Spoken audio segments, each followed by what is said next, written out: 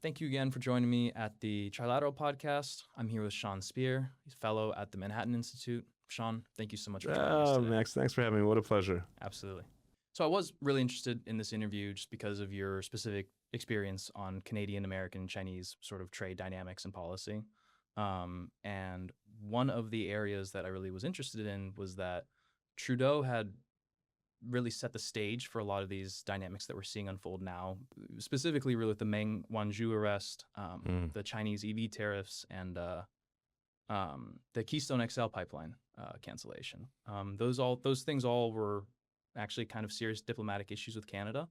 And I was curious if this kind of rise in anti-Americanism that we're seeing in Canada was developing during that time, kind of under the later years of Trudeau, and then really, picked up under Trump? Yeah, it's a great question, a great place to start off. As you know, and most of your listeners and viewers will know, Canada was led by Prime Minister Justin Trudeau from about 2015 to 2025.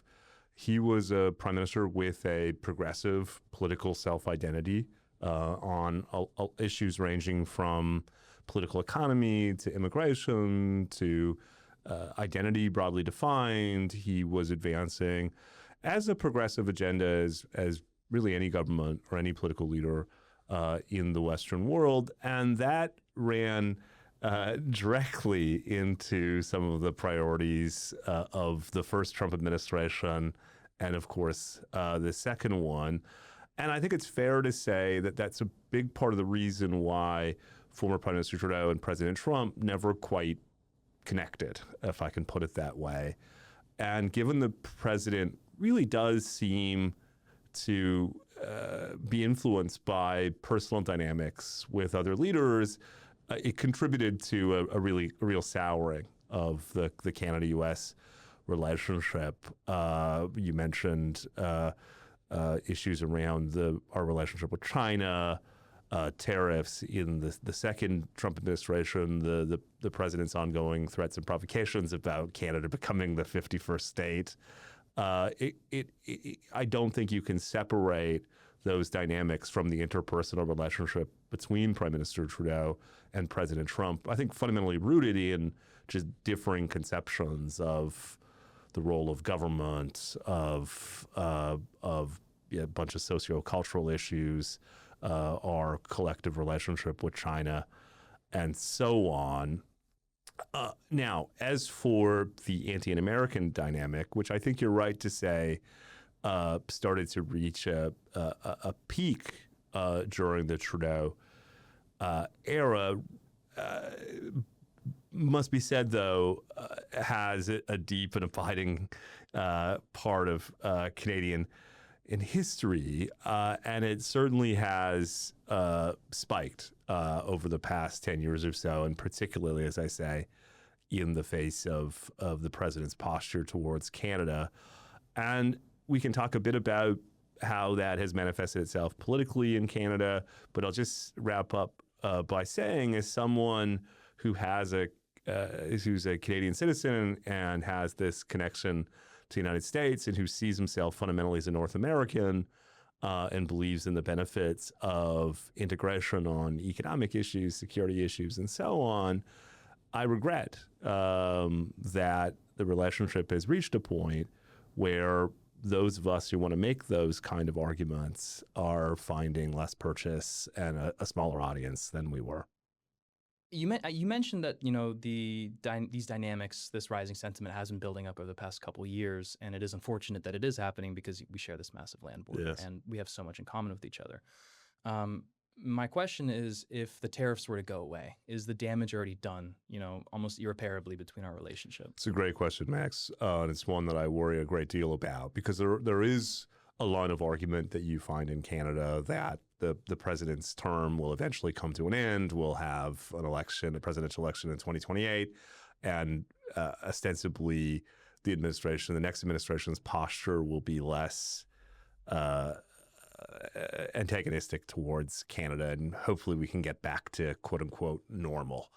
I like to think that's true, but I will say that there certainly are voices in Canada who would make the case that the experience over the past couple of years are such that Canada can't afford to let things go back to normal, that the country's enormous economic and security dependence on the United States, something like a third of our GDP comes from our exports to the U.S. alone, for instance, makes us vulnerable to future administrations that take a similar posture to Canada, or at least are less reliable than ones have been in the past when it comes to our bilateral relationship. So I think there's a major debate happening in Canada right now along these precise lines. Prime Minister Mark Carney has argued that there's been a quote unquote permanent rupture in the relationship. One, as you say, is ultimately irreversible.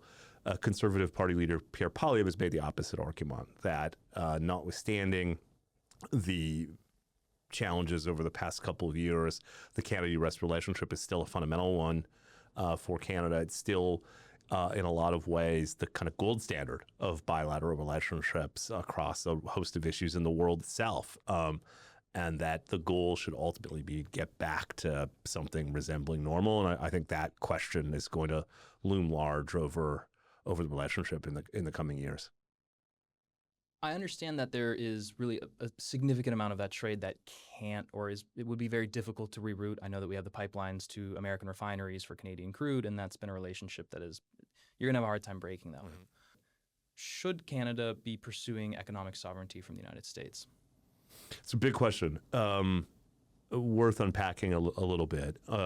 Your observation about the inherent linkages between Canada and the U.S. and just the overwhelming power of that north-south trade is an important one. Canadian prime ministers dating back to the 1970s have aspired to diversify Canadian trade flows to other parts of the world. And over that time, our trade dependence on the U.S. has only gone up. And that's pretty logical. It's consistent with a large body of research that shows that countries in close geographic proximity tend to trade more for obvious reasons. There are huge legal and cultural and other connections between Canada and the U.S. And so it's not surprising that so much of Canadian trade flows and investment flows are with the United States. Can Canadian policy change that on the margin? Maybe. Canada already has a pretty extensive network of free trade agreements with other jurisdictions.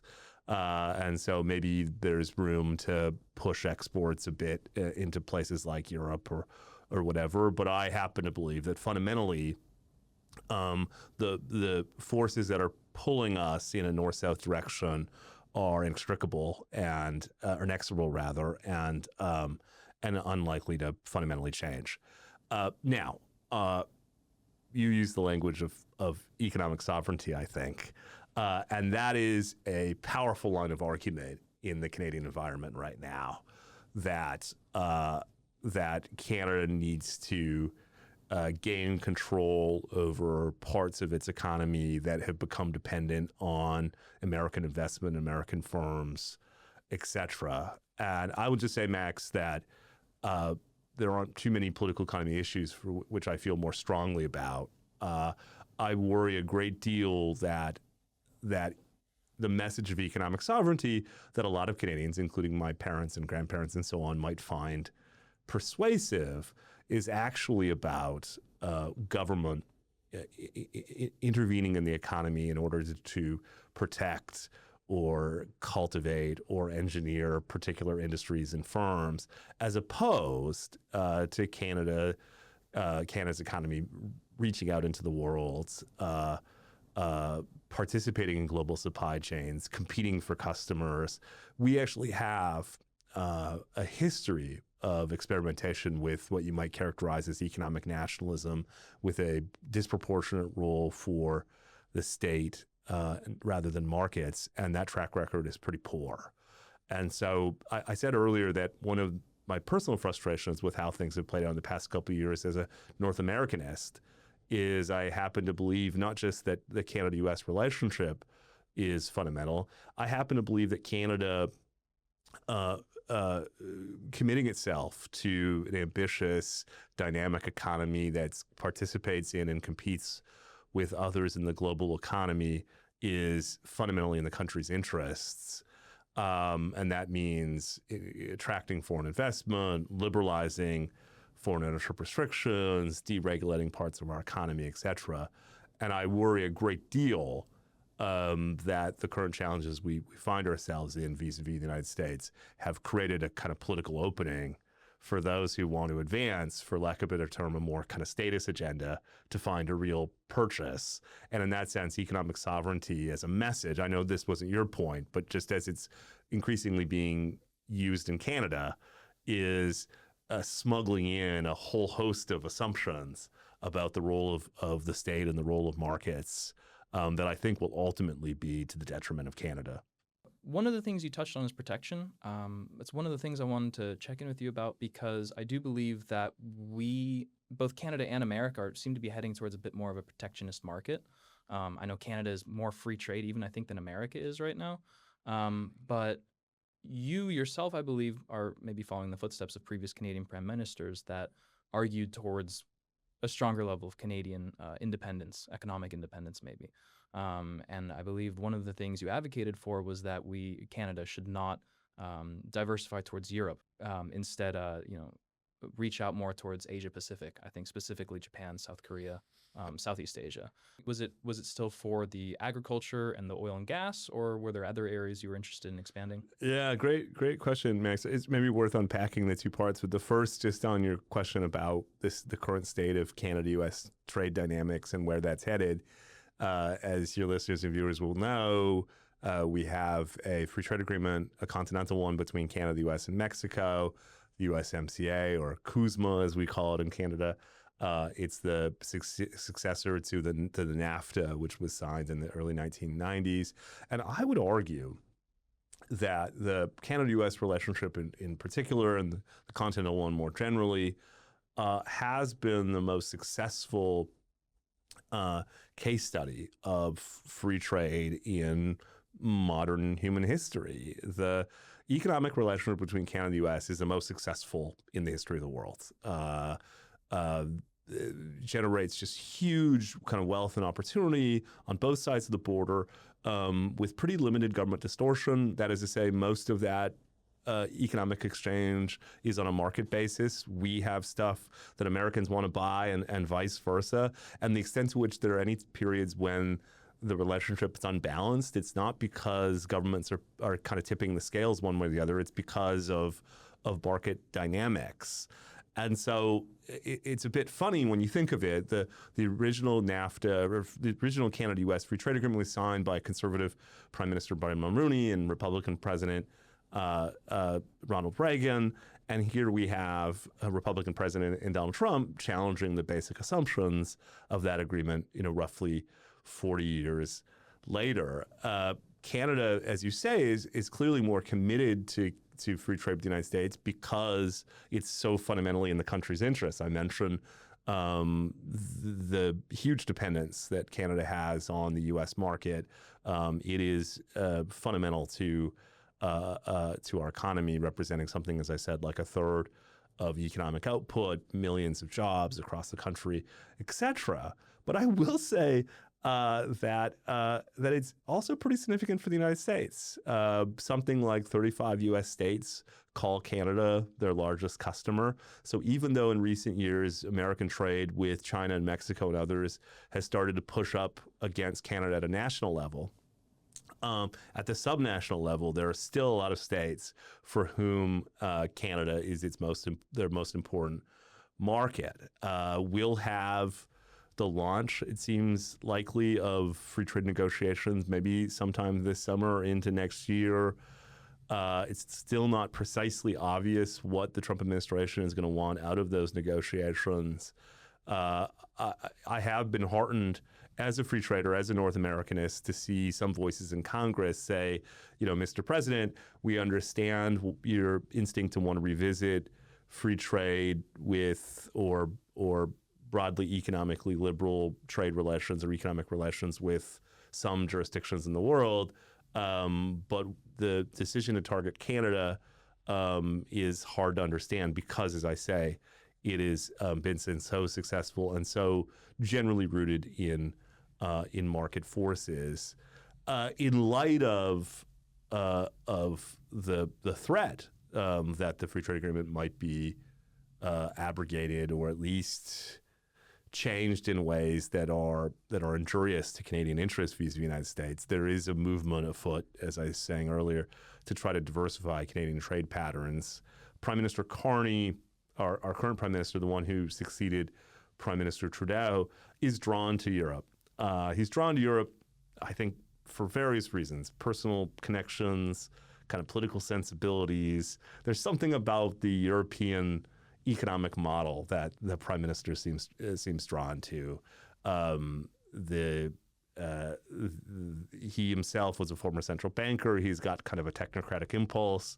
Think of Mario Draghi as something of an archetype or a prototype. Well, as I said earlier, I still believe that fundamentally Canada's future lies as a North American country, and its relationship with the United States will remain its most important as policymakers think about what to do and where to try to target as growing markets for Canada. I just think the instinct to be towards Europe is a bad one. Europe's economic model, as you know, is sclerotic, stagnant. Its population is aging. It has a kind of aversion to technology that manifests itself in policy and in economic outcomes. And it seems to me that whatever one thinks of the Trump administration and its posture towards Canada, it would be a kind of self-inflicted wound for Canada's response to try to remake or reshape our own economy along the lines of Europe. Especially because previous Canadian prime ministers have talked about diversifying, especially the energy trade. In your mind, was there a reason why Canada hadn't expanded these possibilities before? I mean, you have huge natural gas reserves. Yeah, you've touched on a subject of great debate in the Canadian political realm. I mentioned that Prime Minister Carney first came to office in January. He earned his own electoral mandate in April of 2025, and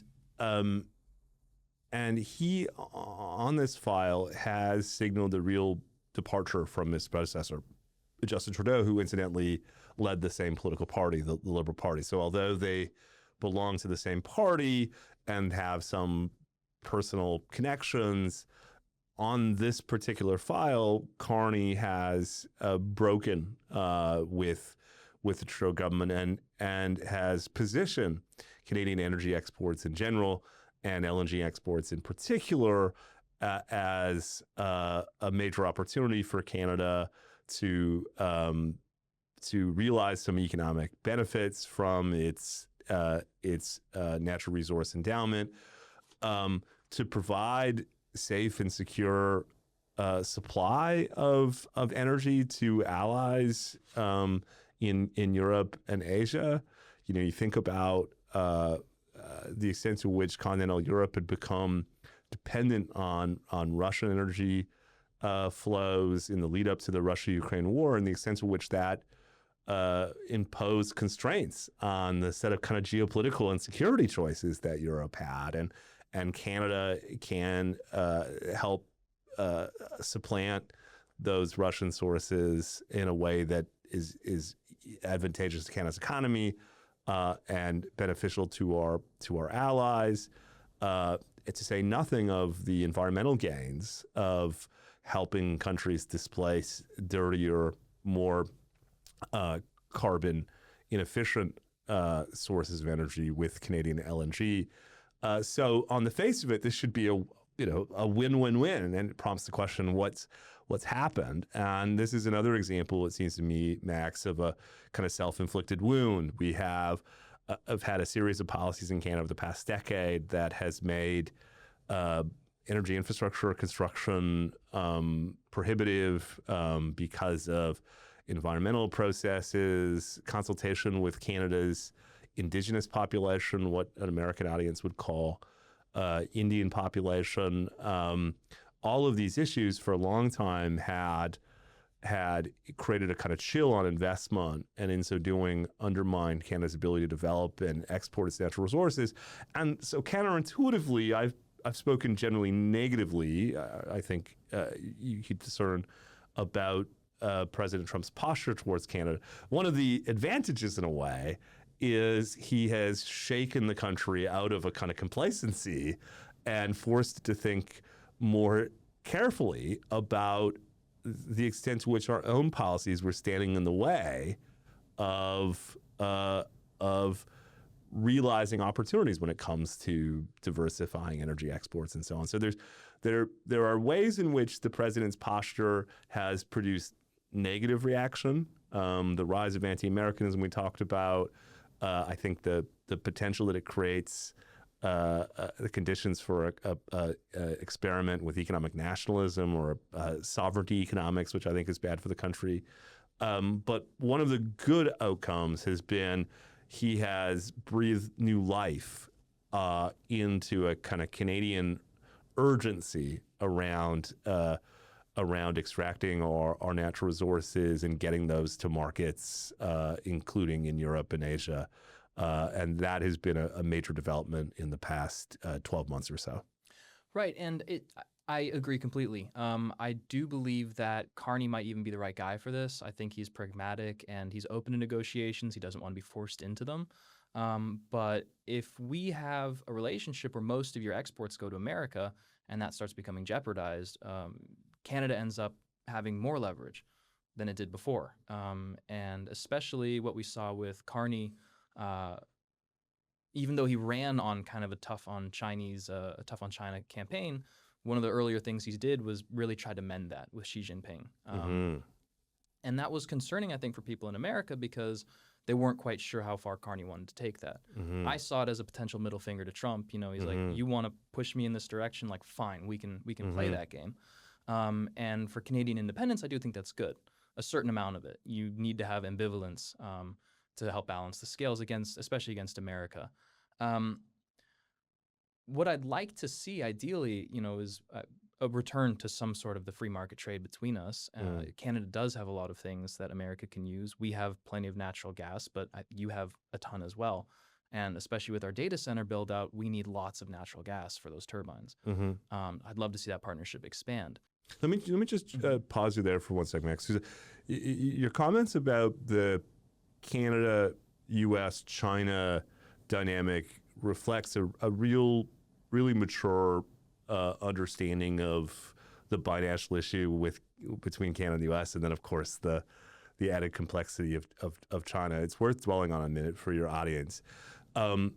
So Canada had, at the same time as the United States for the past 20, 25 years or so, had bought into the idea that all things being equal, the West's greater engagement with China would lower the risk of conflict and even possibly lead to democratic or political reform in China itself.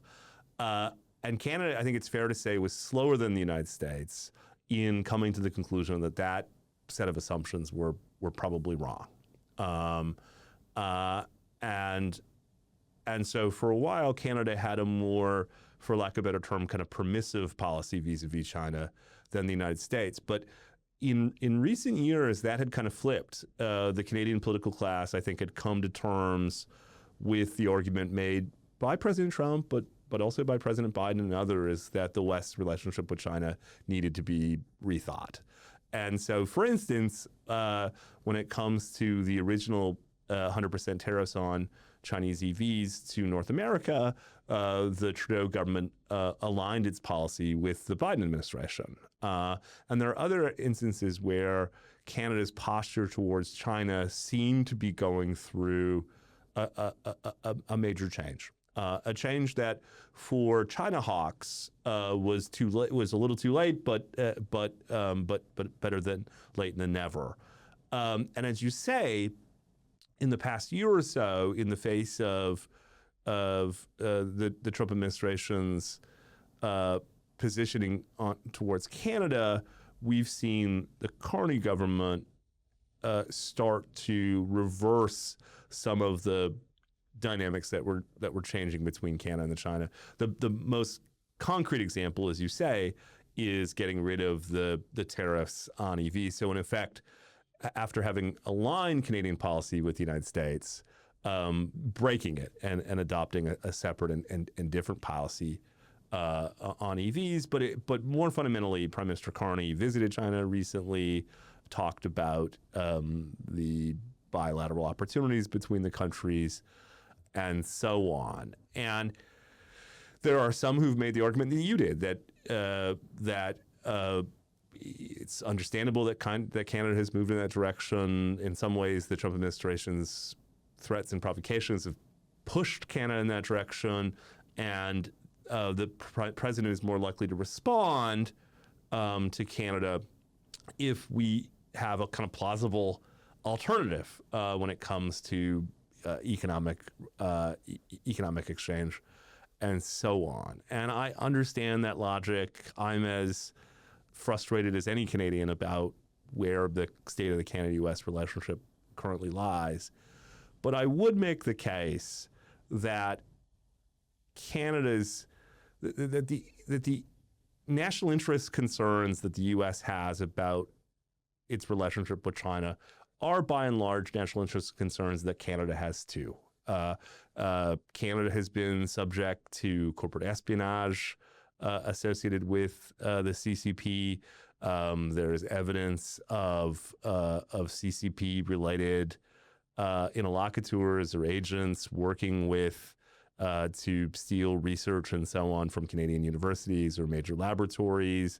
There's pretty considerable evidence of foreign interference in Canadian elections, particularly targeting Chinese Canadians.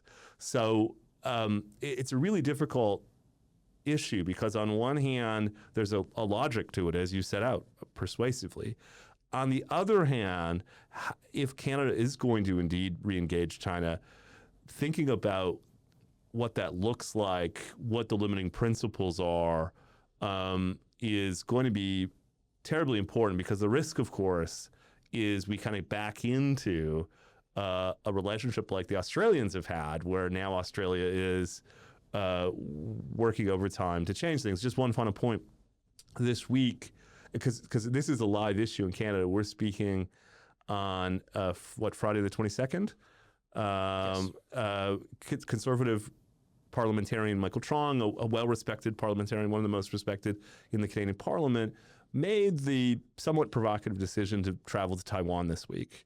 And of course, that's provoked a reaction from the CCP. And there are voices in Canada who are saying, good on MP Chong for going there and asserting that even as Canada revisits its relationship with China, it's not going to give up its independence or sovereignty when it comes to its projection of value and values and so on. On the other hand, there are those who are arguing that these are precisely the types of compromises Canada is going to have to make if it wants to plausibly convey to the Trump administration that it has optionality when it comes to China. So it's a long and rambling way to say these are like really live issues, and they sit at the intersection, as this podcast does, between economics, geopolitics, technology. And although I'm critical at times of the Carney government, I will say there is no playbook to figure out how to navigate those issues. Canada really does find itself in a difficult position, and there's a lot of goodwill and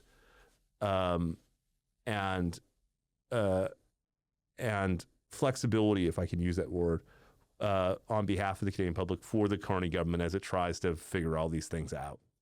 Right, and optionality in terms of, especially with China and Canada's relationship with the U.S. is a good word to use for that visit to Taiwan, because I believe after Pelosi visited Taiwan, that prompted a huge Chinese reaction, lots of invasions of Taiwanese airspace. I remember that, yeah. But specifically as well, Trump and Xi just had their meeting. Yes. They discussed economics and trade deals, and specifically mentioned in what wasn't covered in that meeting or what wasn't established was the Taiwan situation. Yes. So it is interesting that really shortly after that meeting was, concluded, that a Canadian minister of parliament would go visit Taiwan to kind of reassert sort of that, watch out, right? Canadian and American foreign policy is not one and the same here. We are our own people, and that is. I don't know if it's the right thing, but I don't know how much it would hurt Canada either. I think that they are still trying to kind of carve their own path. Yeah, I'm trying to be as dispassionate and neutral as I talk about these issues for your audience to kind of make sense of how these dynamics between Canada and the U.S. have evolved in recent years. But let me expose some of my bias here. My biggest lament about the Trump administration on these issues is, I think, whatever one thinks of President Trump, I think one of his most important contributions to global politics has been his insistence, really starting back in 2015 or before, that the West's set of assumptions about its relationship with China needed to be revisited. That the bet that economic and governance integration would reduce antagonism and contribute to some kind of liberalization in China has proven mostly wrong. In fact, over that time, China has only become more sophisticated, arguably more kind of antagonistic, and the hope for liberalization within Chinese society has clearly not manifested itself. So, the political class on both the left and the right had kind of bought into this agenda. President Trump, to its credit, I think one of the virtues of not being kind of part of the system, if I can put it that way, is you can see things from a different vantage point or with a fresh perspective. And he rightly said, "This isn't working. Something needs to change." And I thought that was right at the time, and I'm as convinced of it today. And so there's like a counterfactual. There's an alternative universe where, as opposed to litigating a trade war with Canada and other American allies, the Trump administration could have built a coalition of countries who were prepared to make changes to their domestic policy and their foreign relations to effectively kind of fortify ourselves from the threats and risks posed by a more aggressive China in the realm of economics and geopolitics and technology. And I think Canada, as I was saying earlier, had actually come around to that view. And it's just interesting to think about, if the second Trump administration had made that its priority, I think leaders in Europe, Canada and elsewhere would have signed on to that agenda. And yet you can't help but think, particularly in the aftermath of the president's trip to China, that as a result of the doubts and skepticism about American global leadership that have emerged in recent years, that China may come out of this whole experience arguably stronger, arguably better place to kind of contest American leadership around the world. And again, to reiterate my point, as a kind of North Americanist who believes in the virtues of American global leadership, of American economic dynamism, of its technological advantage, and what the benefits that accrues to the rest of the world, I think that's a really regrettable outcome, and one that I didn't need to happen. That there was an alternative, and in my mind, a better path. Yeah, Trump is, especially with the whole trade and the tariff things, he's a bit, I think, like maybe the leaders in the Middle East, where they say one thing and then you really have to watch what they do. Yes. Because it's sometimes completely different. Yes. One of the areas that I really can't fault the Canadians for being naive, in regards to the concept of liberalization in Canada or in China, is that they're not alone in thinking that Yes. through Yes. trade something like that Yes. is possible. The Yes. Europeans thought the same thing with Russia, Yes. and it did not end super well. I Yes. mean, Merkel was signing Nord Stream 2, I think, 1 year after the Crimean invasion Yes. by Russia. And some people might have said that was obvious, but others, it's difficult. Germany needs natural gas. Yes. You need a pipeline. You need a lot of it. How do you play that? It's now manifested with a huge increase in Ukrainian refugees to Poland as one example. House prices are up 45% in just a couple of years from the higher immigration. Poland doesn't have houses to build. And I wanted to kind of get your read because Canada is going through something similar Yes, indeed. in regards to immigration. Housing prices, I think, are the most out of control in the West. We're going to assume that deportations are not realistic. Can Canada build its way out of this? Yeah, great question. Welcome the chance to talk about it. Maybe to step back a bit, I've argued that one of the few comparative advantages that Canada has is for a long time, we had achieved something that very few other peer jurisdictions had, which was relatively high levels of support for relatively high levels of immigration.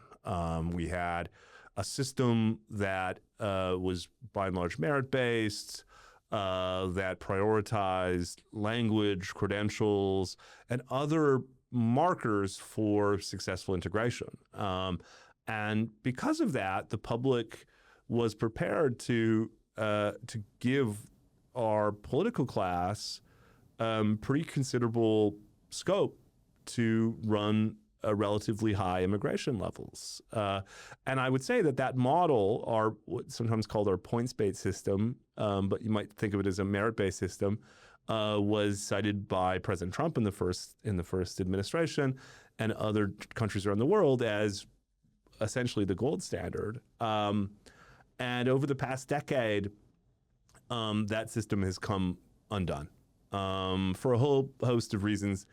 But most fundamentally, we just saw a massive run up in immigration levels, particularly the aftermath of the pandemic, and particularly down the skills distribution. So the government brought in literally millions of what are called temporary foreign workers or those on student visas.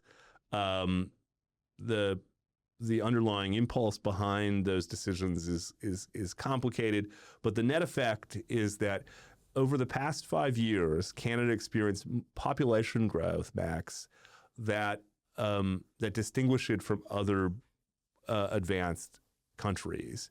The level of population growth that we experience would be more akin to countries in Africa or other developing countries around the world. Maybe another way to put it is, over the past 5 years, we experienced about a decade's worth of population growth if you look at historical patterns.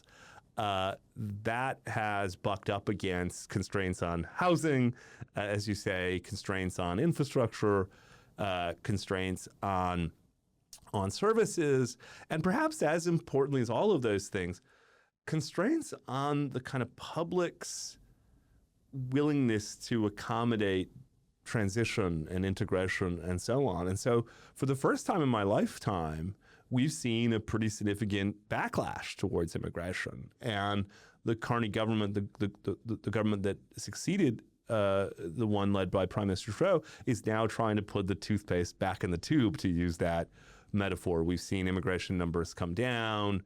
They're going to stay low for the next couple of years. But I worry a lot that a lot of damage was done, that Canadians aren't going to be prepared to kind of grant the government the social license, if I can use that phrase, to go back to the level of immigration that we've historically had, because the system became overwhelmed. Housing prices are one proxy.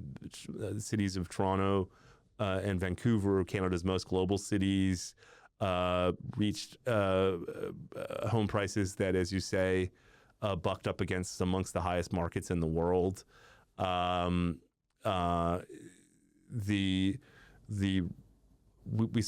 seen the rise of essentially anti-immigration political movements in Canada for the first time in my life.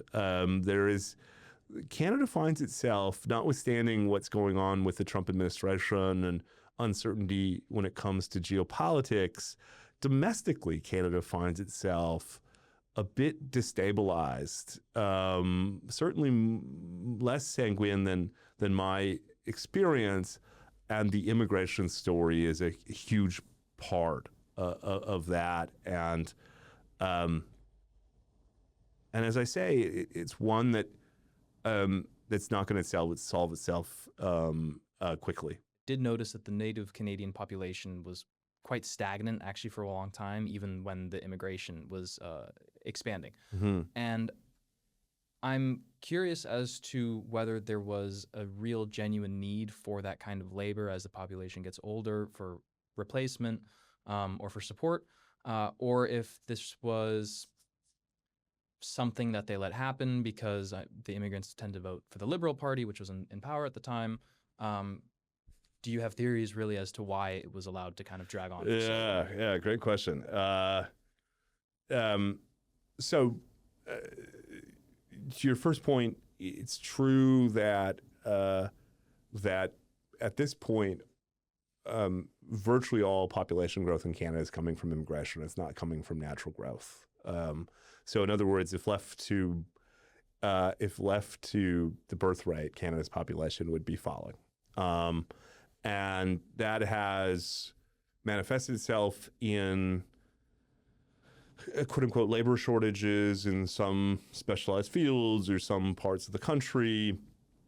And so, there may be on the margins a kind of economic argument for some level of immigration.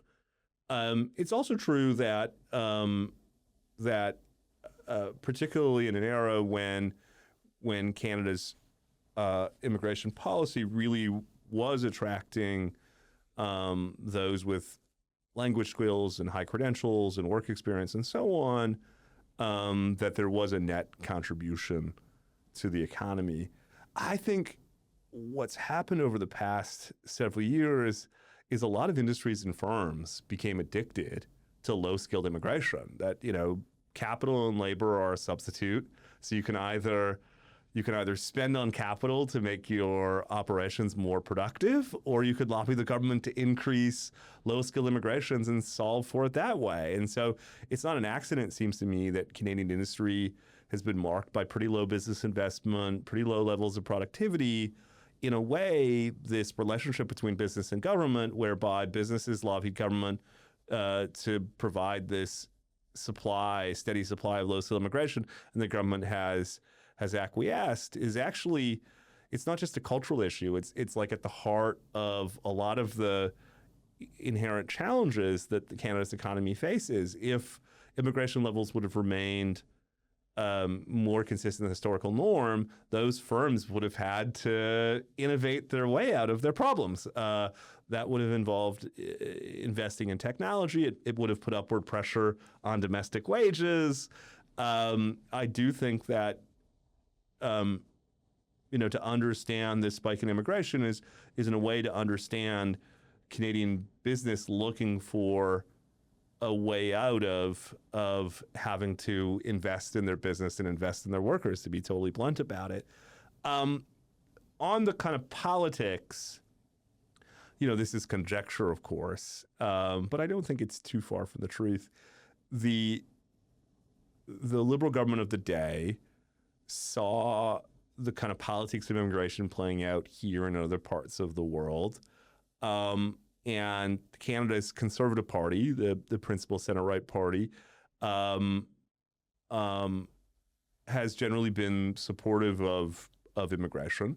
And there hadn't to that point been a kind of the same anti-immigrant rather strain that we've seen in some other parts of the world, including here in the United States.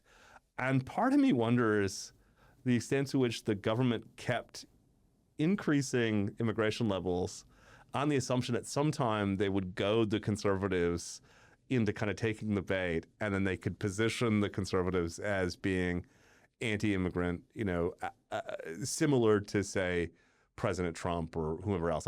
I'm not attributing that position to President Trump. I'm just saying that would have been the argument.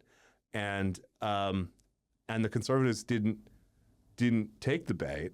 And so the government just kept twisting the dial more and more until it became unsustainable, until it wasn't politicians pushing back, it was the Canadian public. But I say all of that with a lament, Max, because I'm broadly pro-immigration.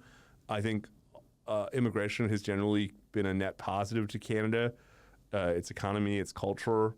And I worry a bit that kind of political malfeasance over the past decade, running the numbers so high that they produce this reaction from the Canadian public, has undermined one of the few comparative advantages that Canada had. You'll hear sometimes, generally in more right-wing circles, but maybe outside of them as well, I'm not sure, is that this level of immigration was never put to a vote. I think in general, people are supportive of a certain amount of it, but it has kind of exceeded that in many countries. Integration is a question. I know Germany had allowed a large number of Turkish immigrants in the earlier, in like the 70s to the 80s, and they actually integrated relatively quite well over the years. It was a kind of a small, steady stream of them. They were there. They supported the country. We have great doner kebabs throughout Germany. It's amazing. But integration, when you take in so many people at the same time, becomes a question. And I'm wondering if the window for that, for successful integration, before we get into these parallel societies, if that window is passing us by. Yeah, it's a terribly important question. In some ways, the most important question. Social cohesion, social order are the kind of foundation that everything else, including economic growth and so on, rests upon. So we can't afford not to get this right. And it's something I worry a great deal about. Let me put it to you this way and see if it resonates at all. Canada, like the United States, perhaps even more so the United States, has committed itself to diversity and heterogeneity. Even if we stopped immigration tomorrow, that ship has sailed. Last year, something like 40% of children born in Canada were born to foreign-born mothers. Something like 50% of the population will be foreign-born by 2040. Several of our major cities, we've already hit or exceeded that point. So diversity and heterogeneity is baked into Canada's DNA. And I say that because it means that we have to do pluralism well. We don't have a choice, right? Exactly. That's the future. And as we have to live with greater difference, live with a multiplicity of views on the good life and human flourishing, and the kind of fundamental aspects of a liberal society, I think it's fair to say that Canadians are discovering that we don't do pluralism as well as we thought. Even just in the past couple of years, we've had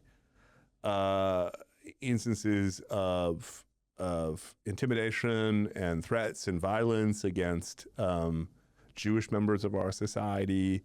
We've had large-scale protests and rallies and other issues in our major cities, mostly focused on foreign conflicts, but also reflecting some fissures or fault lines in our own society. And I'm a kind of maximalist when it comes to pluralism. I think all things being equal, people should be free to kind of live out their lives according to their own ideas or values. But thinking clearly on what constraints there ought to be around a maximalist conception of value of pluralism.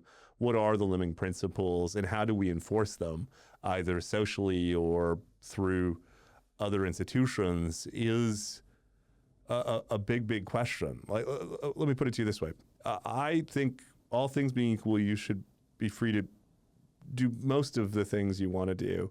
But I could also see a society saying, as much as we're committed to a pluralistic ethic, we think that girls should go to school.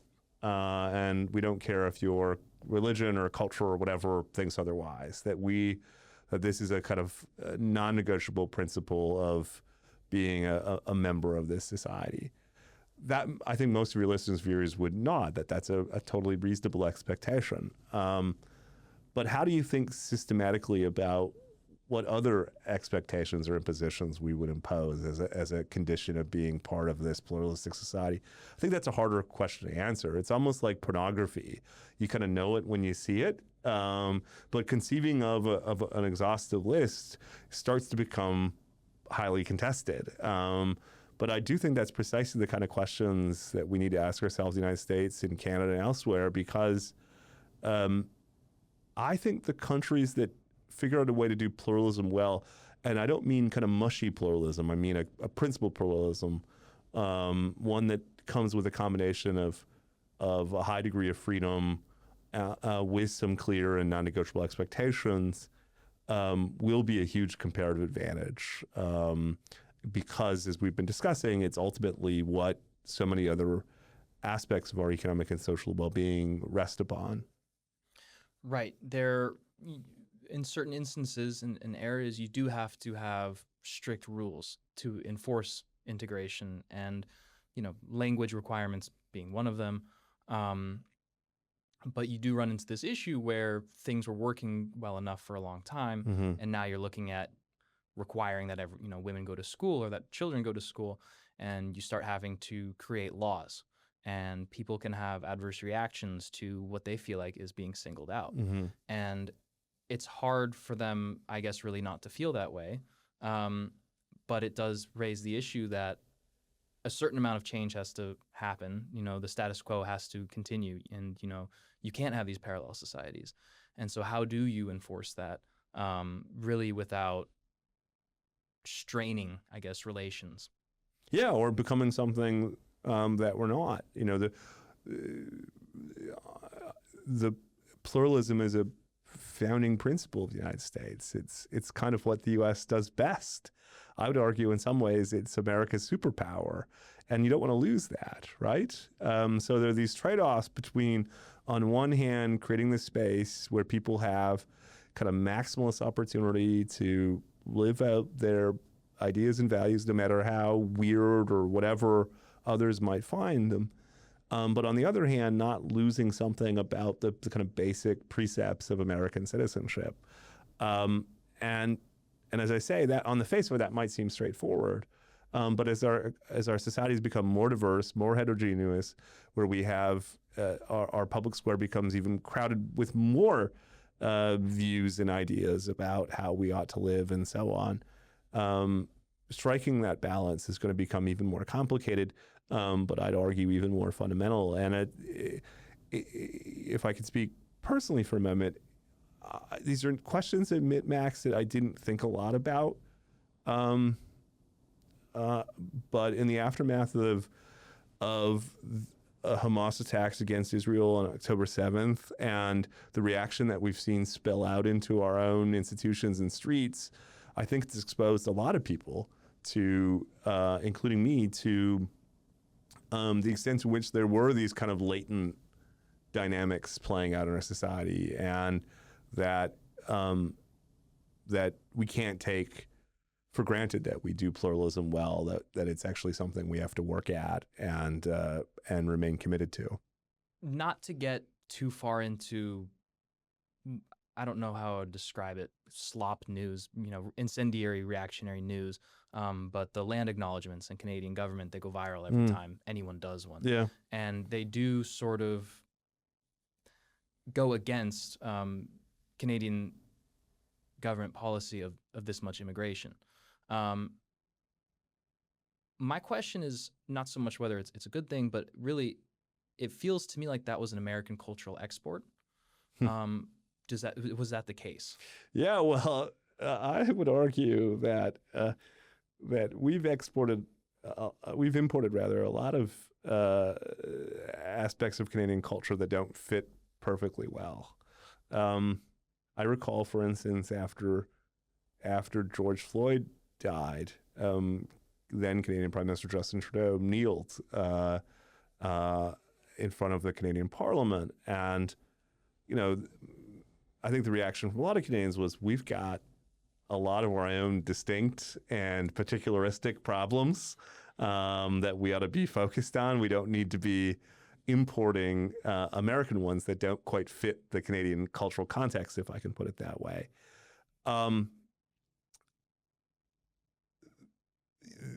The land acknowledgement you're referring to is a tendency on the part of cultural and political leaders in different institutions to acknowledge the beginning, say, of a meeting or a hockey game or whatever, that it's occurring on the unceded territory of some indigenous group, what we call sometimes First Nations. So, it became this kind of performative instinct on the part of a lot of leaders, and I think there was a sense that it was kind of charitable, but ultimately meaningless, if I can put it that way. And increasingly, it is increasingly being contested, precisely because we're discovering that these types of mostly performative nods to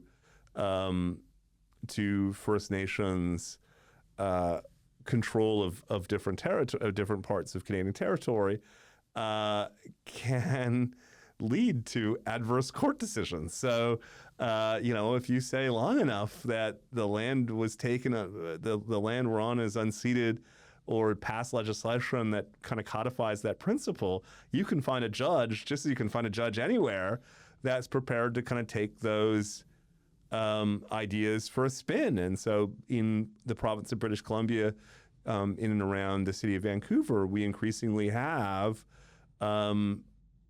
growing tensions about property rights and how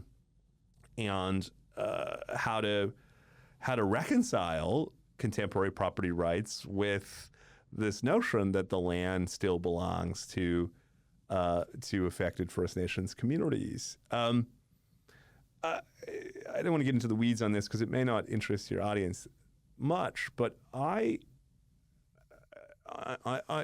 a conservative. I travel in center-right circles. These issues in Canada tend to fall broadly on left-right lines. So conservatives generally are more kind of skeptical about some of this talk of rights and so on with respect to Indigenous Canadians. I will just say that Canada's treatment of our Indigenous population, not so much at first contact and all of that involves, but in subsequent decades, we have episodes of a residential school system where the state, through its course of power, forced kids out of their parents' home into these institutions that themselves then became places of physical and sexual violence, where we have a lot of instances of the state taking kids away from mothers under pretty bogus pretenses.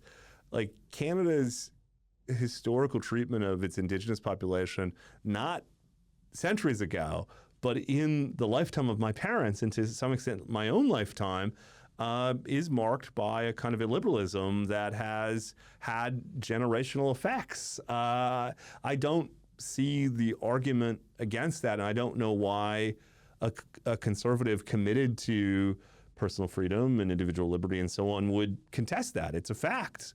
The question, it seems to me, is how we go about resolving that.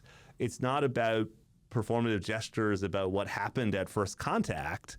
It's actually freeing those communities from paternalistic policies and so on, so that they can aspire to participate in the economic and social well-being of the country. I mean, one way to think about it, Max, is that a lot of jurisdictions experimented with socialism in the 20th and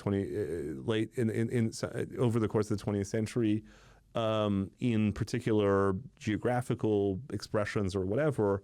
Canada has had a form of socialism now for over 100 years, targeting our indigenous population, and you won't be surprised that the economic and social outcomes have been poor.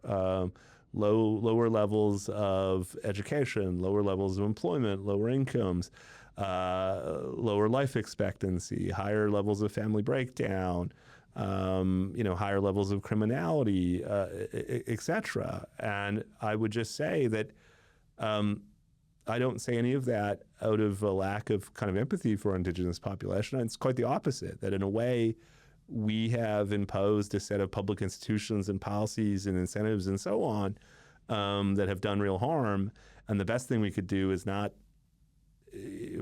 go through this performative process before hockey games. It's actually changed the policy and institutional structure that is producing those bad outcomes.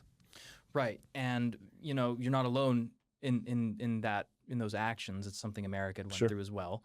It seems that in many cases our solution was money, I think. I'm reminded of when I spent some time in Germany at my family friend's house, and, the subject of World War II comes up. The father is a big historian. And, I would say things and he would basically not want to hear it. He would basically say, you don't really have a whole lot of room to talk with how you guys treated your own indigenous population as well. And I definitely wanted to argue with him on that point at the time. After some thought, it did make a little more sense. This stuff didn't happen that long ago. It would be nice to come up with better solutions that, help everyone succeed. It's tricky. In the vein of American cultural exports, we've exported a lot of our progressive agendas, really. I want to believe that we're not alone in that regard. I want to believe that other countries, maybe even foreign actors, nefarious foreign actors, have exported cultural or social dynamics as well. Is that anything that you have noticed? The two countries I'm interested in, I don't know if I want to put words in your mouth here, are really India and China. Yes. Maybe you could touch on that. Yeah, just on your first point about the United States, it's a really good point, Max. And one thing to think about is that although, say, the Obama administration or even the Biden administration may have had some progressive predispositions on tax and spending policy or immigration or whatever, the American political system is such that there are just inherent limits on the executive's capacity to bring expression to those ideas. Canada's the opposite. We have a political system that highly advantages the executive. It's highly efficient. A majority government can basically table legislation in the parliament and know it's going to get passed and pass quickly because it controls a majority of seats in the parliament.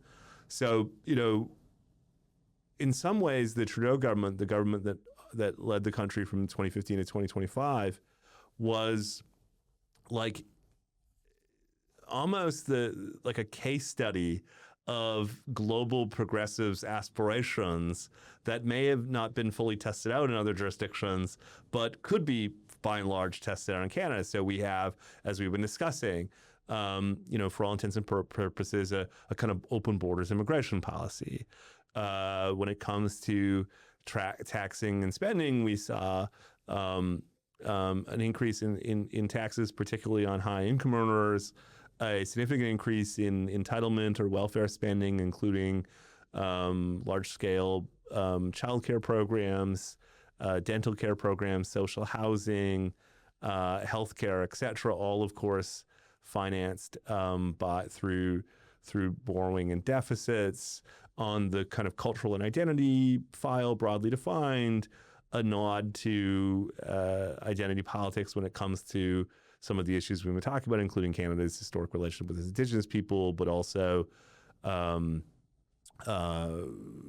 other minority groups, including racial ones and sexual minorities. So, in some ways, one could argue that the Trudeau government is the kind of was the progressive experiment that American progressives only kind of wish, only aspire to carry out, and I would argue that the outcomes were not encouraging. That it contributed to a breakdown of Canada's immigration system, a economic stagnation, a growing deficit and debt problem, a growing disunity and kind of tensions in the society because of some of those sociocultural issues, a kind of weakness in Canada's position vis-a-vis the United States, but globally more generally because of the sort of hectoring and performative nature of a lot of the Trudeau government's foreign policy issues. For instance, it's self-identified as having a feminist foreign policy, whatever that means precisely. So although through our media and American kind of cultural hegemony and so on, we do export a lot of American culture, I would argue in that sense, Canada, that American progressives ought to be kind of importing some of the lessons and experience from the Trudeau government as a kind of salutary case study of the kind of harms of kind of progressive excesses. As for Canada, the kind of dynamics with respect to the influence of India and China in Canada, it's a really interesting. It's almost worth another podcast. Not only we had a major commission last year in Canada, Max, that looked at issues around foreign interference, particularly in an election. We have, because of the large-scale transformation of our population through immigration, we have key, what we call ridings, what Americans would call districts, where there are these critical masses of voters who are first or second generation Chinese or Indian or whatever, and they have been in some places, particularly in and around the city of Toronto and the city of Vancouver, subject to intimidation, threat, violence from actors from the CCP or whatever. And so, yeah, there's a kind of interesting dynamic there when it comes to these diaspora communities in Canada and their ongoing socio-political connections to their homeland. I mean, in the 18th and 19th century, when you move from Germany or England or whatever, your relationship with your homeland essentially broke culturally, et cetera. In a world of modern communications, that's not quite the case. And so, yeah, it's another example where Canadian society is kind of working through some complicated issues. There's evidence, for instance, in the past couple of years that there were assassination attempts, and successful ones, in Canada that were proved at the highest level of the Indian government. Hardeep Singh Nijjhar, I think, is the famous one. Exactly. If there's kind of one takeaway for me from this conversation, it's that Canada is on the path of a kind of major social experiment with respect to the growing diversity and heterogeneity of the Canadian population. I happen to think that there are a lot of good aspects of that, but there are also a lot of complexities that the country is working through, and figuring those out are, I think, really foundational, Max, to whether 50 or 100 years from now, people look back at Canada as an ongoing model of liberalism and pluralism. Carney has 3 more years. What do you think in that by the end of his term he might try to accomplish in respect to his trade relationship with Trump? And maybe also with China. Yeah, the relationship with the United States is obviously the most important. Former Canadian Prime Minister Brian Mulroney used to say that a Canadian Prime Minister has two primary responsibilities. One is national unity, and the second is the Canada-U.S. relationship. After that, almost nothing else matters. And so, in some ways, Prime Minister Carney and his government will be judged on how they handle the negotiations with the Trump administration. The Prime Minister himself was elected on the proposition that he was better placed because of credentials and experience and temperament and so on to manage that file than his conservative opponent, Pierre Poilievre. So it is not tangential to why he's the prime minister. It is the fundamental. And I don't know. At this stage, at the best you could say is his performance is incomplete. Early on, there was some positive signs that he had developed something of an interpersonal relation with the president, as we discussed earlier. That seems to be a kind of key condition for success with the Trump administration. But that has since soured. And what worries me, Max, is, to kind of go full circle, is that there is real political fecundity in Canada for a kind of antipathy to the president in particular, in America in general, and the fecundity advantages, the political issue advantages the prime minister and his government. And it will take real self-discipline to resist the temptation not to kind of appeal to those public sentiments for domestic political gain, even if it comes at the expense of reaching some type of outcome with the Trump administration. I think it's fair to say some of my conservative friends may disagree with me. I think on balance, the Carney government has, by and large, resisted that temptation. But it is sort of there at the backdrop of our politics. And what's interesting for your listeners and viewers is it seems to fall a bit along generational lines.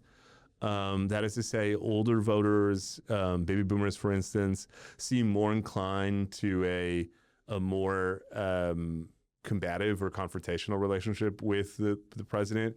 Younger Canadians seem less motivated by that. And I think one way to interpret, and by the way, that was reflected in the April 2025 election outcome. The Liberal Party was reelected into the government disproportionately by older voters. The Conservatives, who finished second in the election, outperformed the government with younger voters, which is the kind of inverse of how our politics typically play out. Younger voters tend to be more center-left or left-wing, and older voters tend to be more right-wing. But on this particular issue, it broke in a different way. And one way, and it's been interpreted, and this seems intuitive to me, is that older voters with more economic security almost have the luxury, if I can put it that way. It's almost a luxury belief to be able to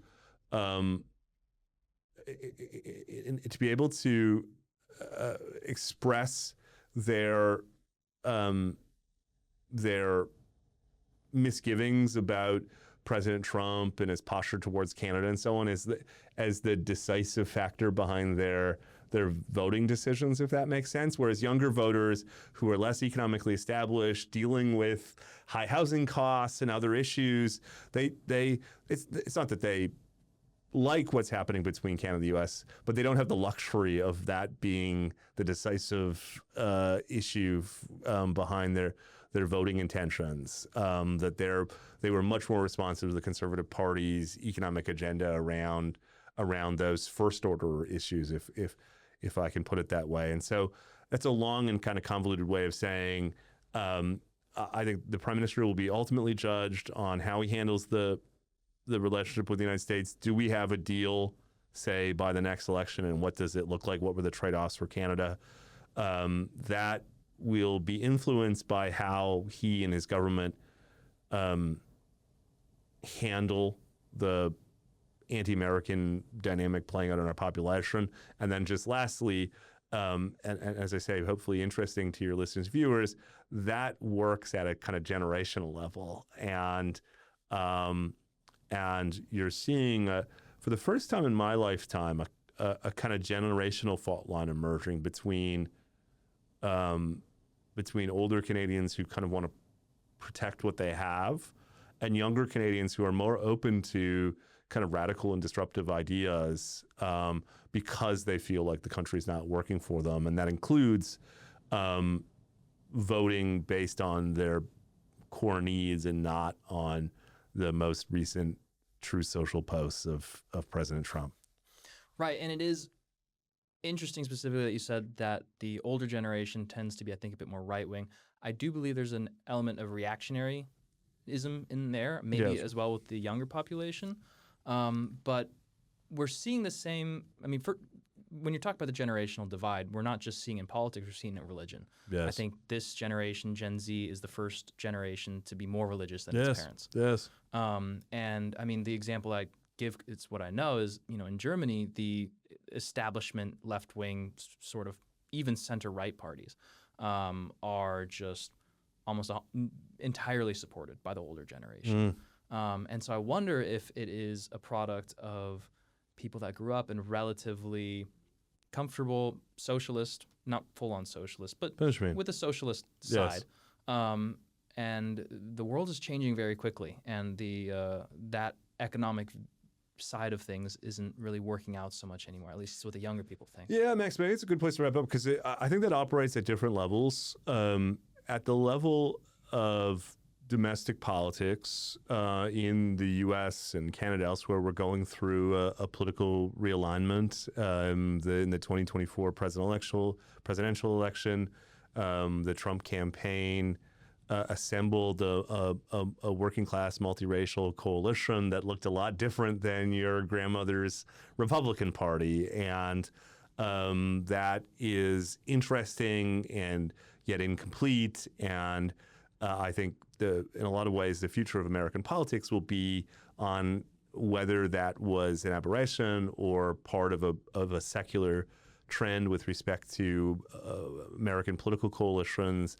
And it'll be interesting to see how that influences political ideas and public policy, and which candidates emerge and so on. So I really do think at the level of domestic politics, if you zoom out far enough, the political realignment is which I think really is playing out virtually everywhere, is part of that disrupting the apple cart that you're getting at. And then at the idea of political economy and geopolitics, there's also a lot of disruption. I came of age in the era of Ronald Reagan and the rise of the Washington Consensus, and the extent to which notions of free trade and globalization, what's sometimes called neoliberalism, seemed to be the center of gravity of our political economy thinking. It connected the dots between George H.W. Bush and Bill Clinton, or between Brian Mulroney and John Chrétien in Canada, or Margaret Thatcher and Tony Blair in the UK. That on matters of economic policy, although there were differences, they were differences of degree, not major substance. And now we're living in an era of kind of ideological and philosophical jump ball, right? We've seen actors on both the left and the right distance themselves from that paradigm, if I can put it that way. And in a way, we're fighting over what paradigmatic ideas are going to guide political economy and geopolitics moving forward. And it's unedifying at times. It's pretty messy. It can even be worrying. But it's super exciting. We're having kind of first principle arguments about a set of issues that some thought were settled, and it turns out they're not settled. And the Overton window's expanded. Sometimes it's expanded in directions I don't like. You talked about reactionary figures, for instance.